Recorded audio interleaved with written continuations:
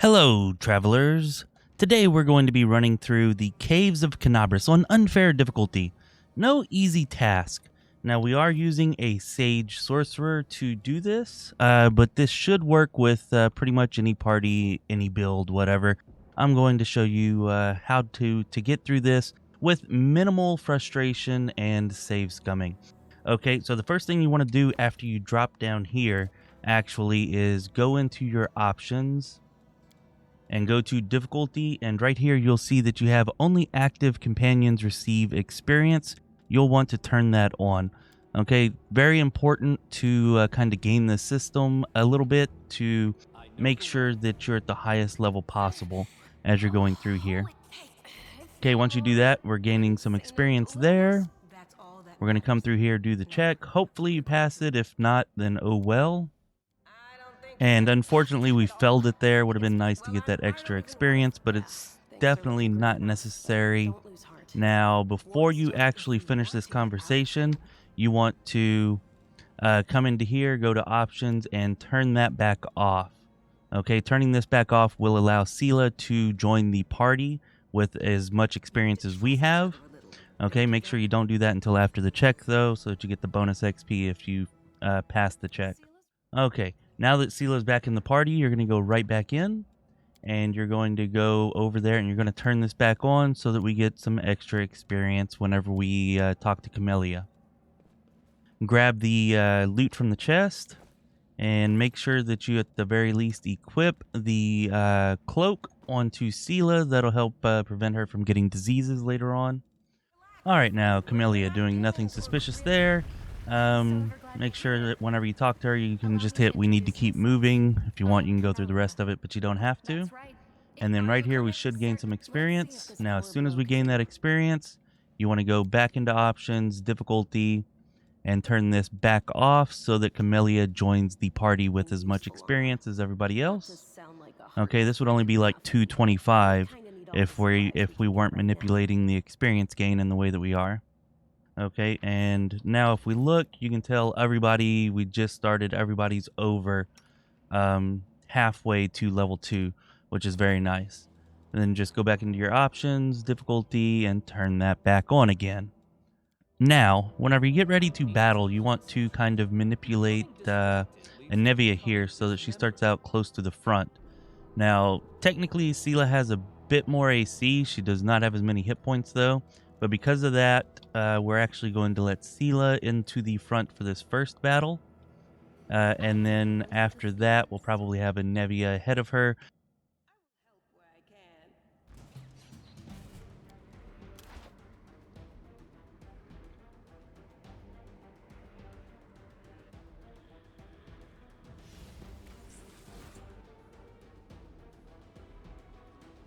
Now, you want to make sure that Camellia stays back and does not get targeted by anybody, because she will go down very quick, especially since we did not heal her. You can see that Sela taking a little bit of damage there. If you need to... Oh, wait, actually, we don't have a potion yet, so never mind. She'll be fine. She'll be fine. Okay, as long as we're here, I would actually like to go ahead and switch over here and check out Anevia's stats. You see, Anevia, since she is not actually part of our group, she will get the same bonus to her stats that enemies get, which is why she's nice for doing damage, and she can be a pretty good tank. You can see 30 hit points, 22 AC. Yeah, her stats look pretty good. Plus 12 to attack, and she has 2 attacks. So anyway, just wanted to show you that real quick before we finish this thing off. Then we can use Camellia to heal her. Okay, so for this next battle, we're actually going to let Anevia tank because the flies will be hitting a little bit harder. And they also have a higher attack bonus, so we want that extra HP from Anevia as the tank over Sela. Sometimes you just got to work this back and forth a little bit until you get Anevia to actually step up.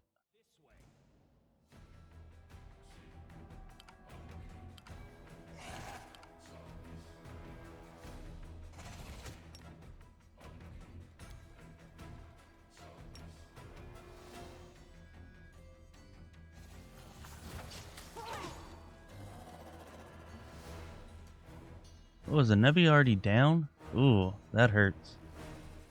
So let's make sure that we turn our fighting defensively back on. And hopefully Sela can tank through this. And we did. Alright, good job. Nevia should stand back up. Unfortunately, we don't have any way to heal her right now. Actually, Camellia could.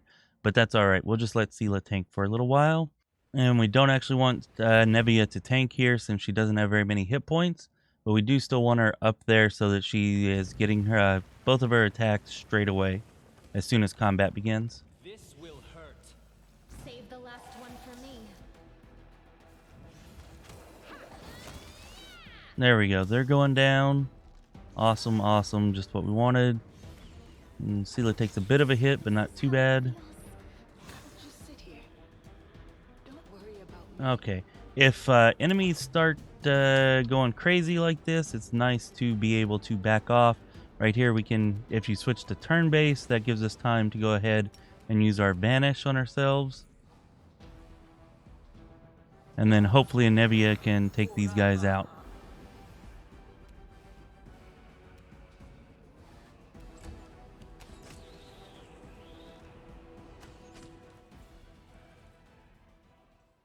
Okay, now there's one guy left up here.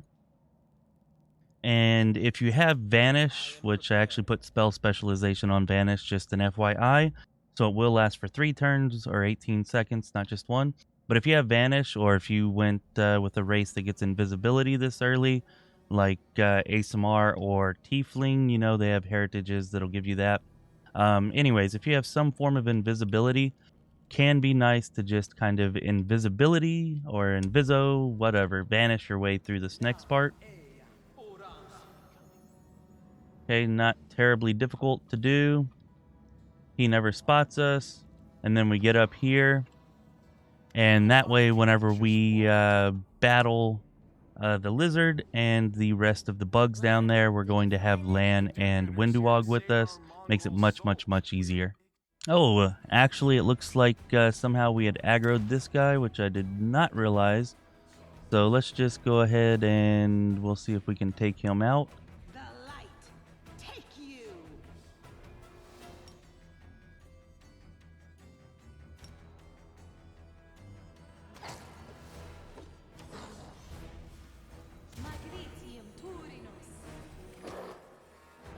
And he's down. He's down. Okay, if you do not aggro him, it's possible to get Lan and Windwog there to help you out, but whatever. We got him, we took him down, no problem. Where did it go?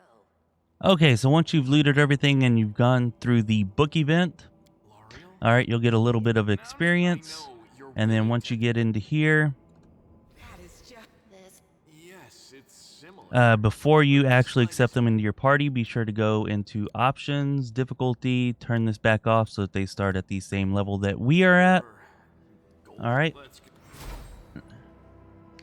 And then, of course, immediately after they join the party, go to options, difficulty, and turn shared experience, or only active companions receive experience, turn that back on.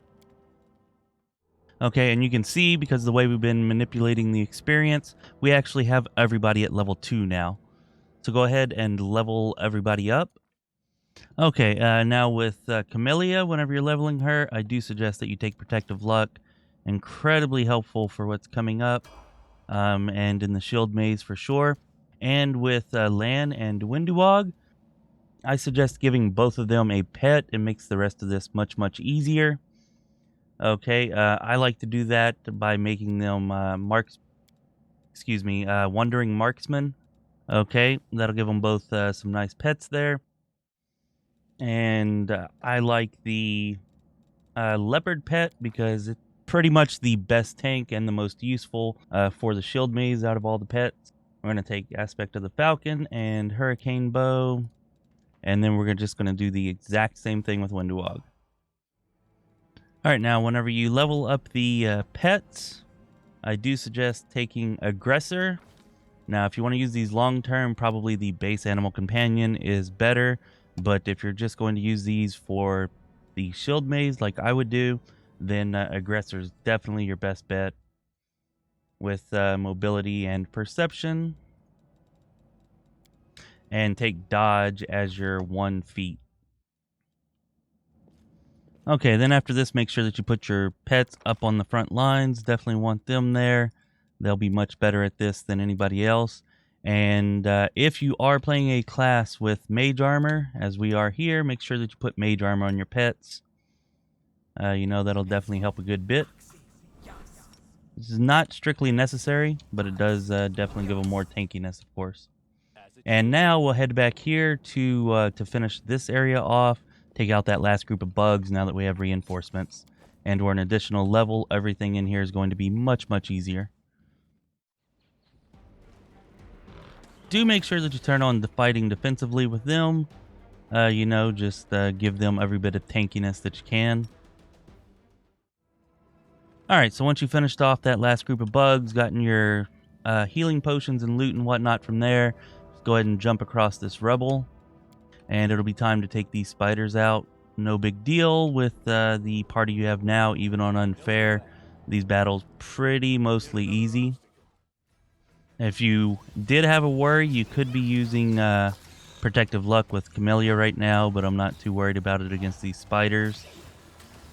Definitely want to make sure that the pets are taking any and all hits here, because the spiders can sometimes give you a nasty poison. Anyways, we're going to jump across here. We should be able to easily take out these elementals. We will use Protective Luck with Camellia just to make sure that that we're good here. So put Protective Luck on one of your animal companions, send it in, and then just make sure that Camellia keeps casting that.